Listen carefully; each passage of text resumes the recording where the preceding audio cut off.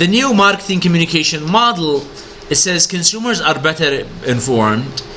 Today, more communication is happening, and there is less mass marketing, and there's a change in communication technologies. Many companies now, they can talk to their customers, online, Facebook and Twitter, and some of these social media networks.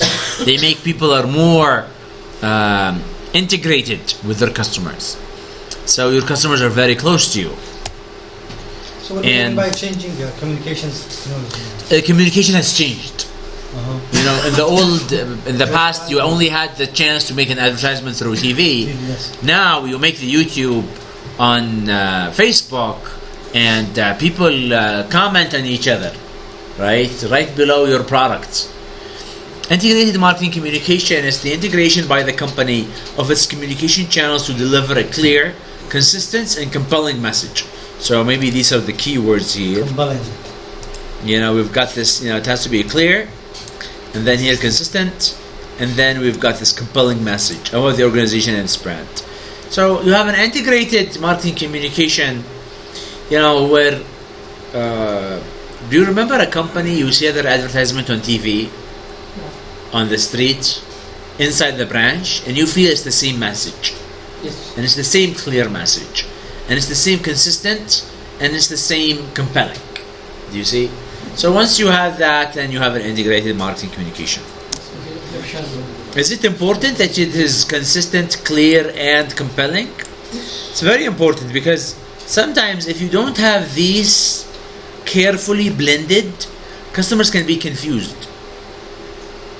Do you remember a company or an organization where if you walk into the branch, you feel these are not the same people that you have seen on TV yesterday? Or you watch them on TV advertisement, these are not the people I met in the branch this morning. That's when you don't have an integration between the personal selling that is happening inside the branch and the advertising that is happening on TV. Do you see? Or, some of these other ones. Like what you see, the report they do on the public relations can be completely different than the email they send it to your private email. Do you see? So you want to make sure that it is consistent, clear, and compelling. Do you guys remember this communication process?